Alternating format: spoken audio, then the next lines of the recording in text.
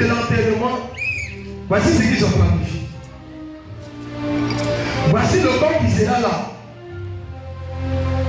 Ils vont mettre un petit trou où on vient en saison.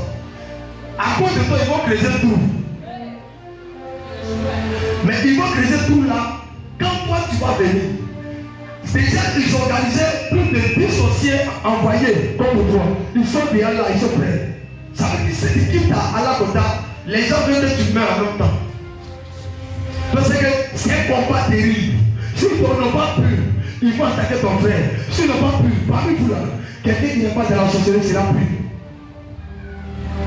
Et quand je marche, je vois les gens qui disent, on dit que son fils, le prophète, va venir aussi. Donc moi, au carrefour de la Kota, ils ont bien creusé, ça fait maintenant quelques semaines. Mais il y a longtemps, moi j'ai dit, j'ai su qu'ils sont au courant. Mais avant que je n'arrive, ils seront obligés d'arriver. Parce que d'autres ne vont pas assister. Il ne faut pas assister tout le monde.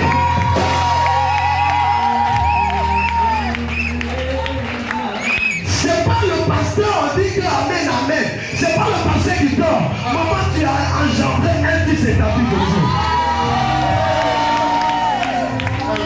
Maman, tu as engendré l'homme de Dieu. Tu n'as pas engendré un pipeur. Tu as engendré un roi. Toi tranquille, moi tranquille, vis tranquille, ne t'en prie pas. Jésus est là. Il est appelé ton fils. Pour va te surveiller, pour va prier pour toi. Celui qui s'élève, tu vas se chercher tes mains. Il mourra avant toi.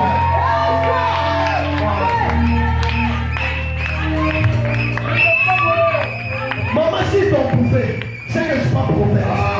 Maman, si tu es morte avant moi, c'est que je ne suis pas prophète. Maman, tu vas vieillir. Parce que c'est que tu as fait pour moi. Mon Dieu ne va jamais t'abandonner. Mon Dieu ne va jamais t'oublier.